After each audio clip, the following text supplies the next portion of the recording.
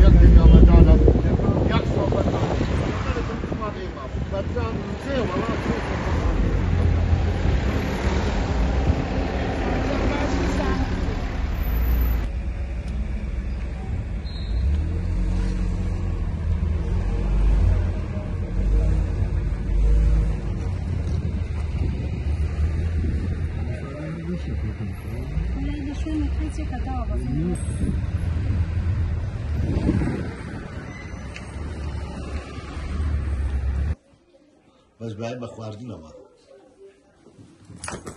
چی خورا لێرە؟ خورما و شیر خورا لێرە. لێرە خورما و شیرمان خوارد هەر وەکو عادەتێک و تەقالیدێکی باکووری ئەفریقا و ئەمان خورما و شیر و گوێزیان بۆ هێنان خواردمان ئەو وەکو بەخێرهاتنێکە بۆ میوانەکان. شي حزي سمون عامل حنان ئەمە سەمونی جۆیە خۆرە پێوەی خۆمە قوربانێنە بەڵام سەمچان من دەرەکەی تێرەکە من کێشەم نییە. بسم الله.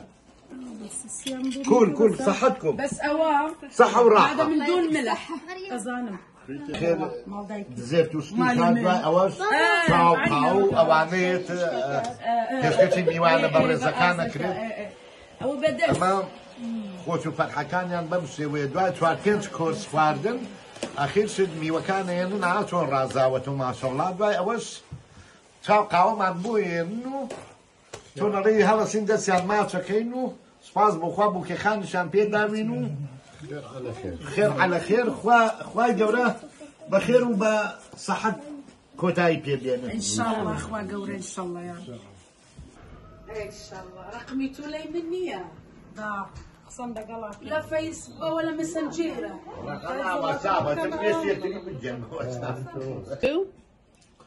ئەمە دوای دوسێ جار وەجبە خواردن هێنان ئەمە ئاخر وەجبەیانە. ئەم وەجبە با بڵێن گۆشتە بە کونجی و بە هەڵوژە و بە و کشمیشەوە زۆر تامێکی بە تامی تایبەتی خۆیەیە. ئەمە هەمیشە لە ئەعراسەکان و لە فەرحەکان و لە خۆشیەکانە ئەمانە لێ ئەنرێ. بخۆن یا ڕەبی عافێتان بێ عاش المەلیک.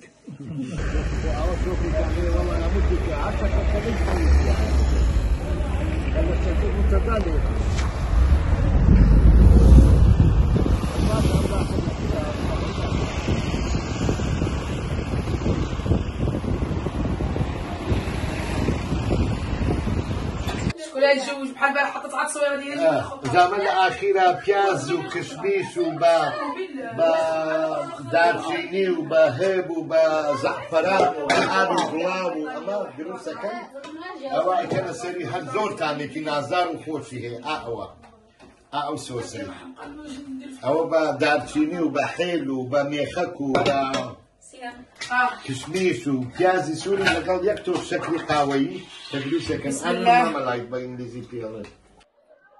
خواستی تێکەڵبوون لەگەڵ نەتەوە جیاوازەکان یەکێکە لە هۆکارانەی کەەوە ئەکار لە گەنجە کوردەکانمان هاوسەرگیری بکەن لەگەڵ نەتەوە جیاوازەکان وەکو دەیبینن.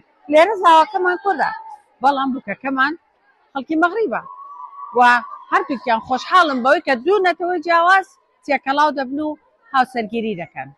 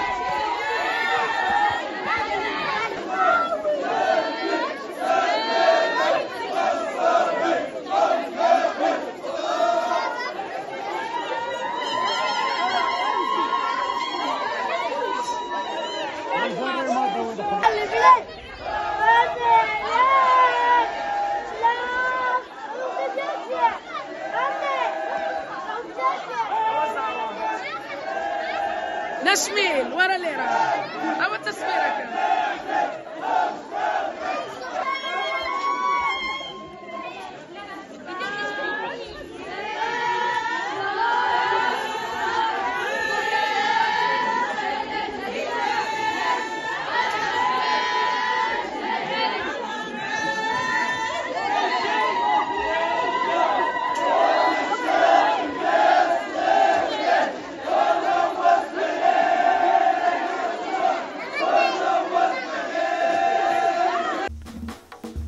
کەناڵی BK4 لە خەمی هەمووان، کۆکەرەوەی کوردان لە تاراوگا بەگشتی لە ئەوروپا و بەریتانیا. BK4